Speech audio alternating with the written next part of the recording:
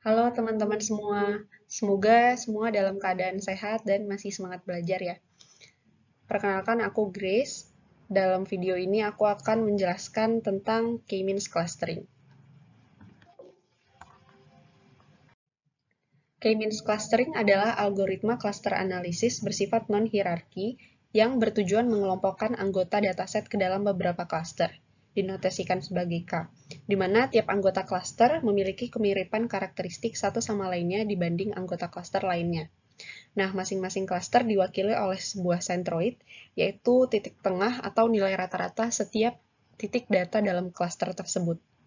Dalam mengelompokkan data menjadi beberapa klaster, jarak antara data point dengan centroid menjadi pertimbangan utama. Hasil dari K-means clustering adalah klaster sejumlah K dengan anggota yang serupa dan tidak tumpang tindih. Tidak tumpang tindih artinya adalah masing-masing titik data hanya bisa dikelompokkan atau diasosiasikan ke dalam satu klaster saja dan tidak lebih. K-means clustering punya beberapa kekurangan, namun pada umumnya adalah dua hal sebagai berikut.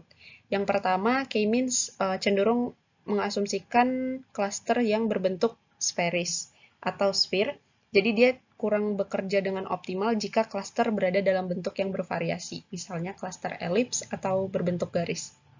Lalu algoritma ini juga sensitif terhadap jumlah klaster yang diinisiasi di awal. Jadi nanti sebelum kita mengoperasikan clustering dengan K-means, kita akan melakukan input nilai K secara random. Dan itu nantinya akan bisa menghasilkan bias. Jadi solusinya kita bisa menggunakan elbow method yang akan kita bahas selanjutnya. Fungsi tujuan K-means clustering digambarkan seperti persamaan berikut ini, mungkin bisa dipelajari cara pembacaannya secara mandiri. Dan untuk menghitung jarak antara titik data dengan centroid cluster, kita pakai Euclidean distance.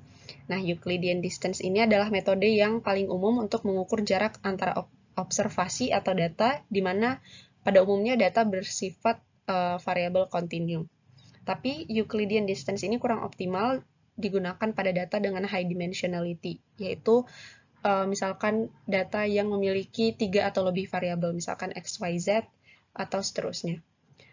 Ada metode pengukuran lain, yaitu Manhattan Distance, a Squared Euclidean Distance Measure, dan Cosine Distance Measure, tapi ini cenderung jarang digunakan.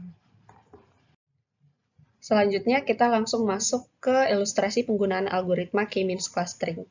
Nah, misalkan kita punya sebuah dataset seperti tergambar di scatterplot berikut ini. Tujuan kita adalah mengelompokkan dataset ini menjadi beberapa klaster yang paling mirip dan tidak saling tumpang tindih. Jadi tahapan pertamanya adalah kita tentukan jumlah klaster K yang diinginkan. Jadi misalkan secara intuitif kita bisa membayangkan ada kira-kira 3 klaster di sini. Misalkan klaster yang pertama ini, lalu klaster yang kedua ini, klaster yang ketiga ini. Nah, kita bisa masukkan secara acak atau secara random nilai K-nya. Di kasus ini, misalkan kita pakai K-nya itu 3. Tahapan kedua setelah kita tentukan jumlah klaster yang kita inginkan, kita letakkan centroid sejumlah K secara acak di antara data point. Jadi misalkan ini ada 3 centroid yang hijau, kuning, dan biru. Nah, kalau misalkan datanya itu berupa numeric values di Excel, kita bisa masukkan centroid itu sebagai titik koordinat. Jadi nanti dia akan bisa memvisualisasikan di mana sih letak centroid itu di antara para data itu seperti yang kita gambarkan di scatterplot ini. Lalu tahap ketiga adalah kita hitung jarak masing-masing data point ke ketiga centroid. Jadi misalkan ini ada data A, kita hitung jaraknya ke centroid kuning, biru, dan hijau menggunakan rumus Euclidean distance tadi.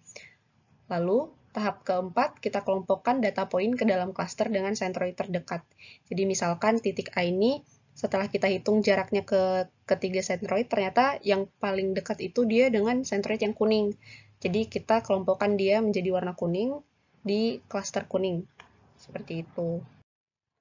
Setelah itu kita dapatkan sebanyak 3 klaster kan tadi, karena sudah dikelompokkan berdasarkan centroid dengan jarak terdekat. Lalu tahap kelima adalah kita hitung nilai centroid baru berdasarkan pengelompokan yang sudah kita lakukan. Lalu tahap ke-6, kita hitung kembali jarak masing-masing data point ke ketiga sentroid. Lalu tahap ke-7, kita kelompokkan data point ke dalam klaster dengan sentroid yang baru, yang terdekat. Nah, pada umumnya, tahapan ini akan beriterasi sampai beberapa kali hingga tidak ada lagi data point yang berpindah klaster. Nah, jika variasi antara klaster dan ukuran dari semua klaster sudah konsisten, maka proses pengelompokan sudah selesai. Lalu dalam menentukan nilai K yang paling optimal untuk digunakan, kita bisa pakai elbow method. Nah, jadi elbow method ini, dalam elbow method ini kita gunakan sum of squared distance sebagai pertimbangan untuk menentukan nilai K yang paling optimal. Jadi secara manual kita bisa coba-coba beberapa nilai K. Jadi misalkan kita coba membagi dataset menjadi satu klaster, lalu percobaan kedua kita coba bagi datasetnya menjadi 2 klaster, lalu menjadi 3 klaster sampai seterusnya.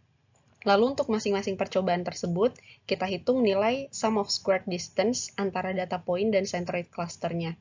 Jadi misalkan kita coba bagi data menjadi 4 klaster. Jadi kita hitung nilai sum of squared distance dari masing-masing klaster dan kita jumlahkan. Nanti nilai sum of squared distance dari seluruh nilai K yang sudah kita coba, kita plotting ke dalam bentuk grafik seperti ini.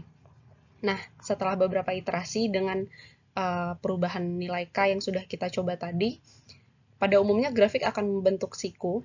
Jadi seperti ini, misalkan pada nilai K sama dengan 1 itu kita dapatkan nilai variasi squared distance-nya itu sangat tinggi. Tapi setelah kita coba membagi menjadi 2 klaster, ternyata jumlah sum of squared distance-nya menurun drastis di titik ini. Lalu untuk percobaan dengan nilai K seterusnya, nilai sum of squared distance-nya mulai menurun dan akhirnya membentuk garis yang hampir lurus atau flattening out, menjadi rata seperti ini. Nah, dari gambar ini kita bisa simpulkan bahwa ternyata nilai K yang paling optimal itu di K sama dengan 2, karena mulai dari titik ini tidak ada perubahan signifikan dari jumlah sum of squared distance. Seperti itu. Lalu dalam penggunaan algoritma K-means clustering ada beberapa syarat. Yang pertama, tidak ada outlier dalam data. Yang kedua, sampel mewakili keseluruhan populasi. Yang ketiga, tidak ada multikolinearitas antara variabel atau fitur, atau multikolinearitas dalam artian tidak ada variabel yang saling berpengaruh satu sama lain atau saling berhubungan. Lalu yang terakhir adalah melakukan standarisasi data.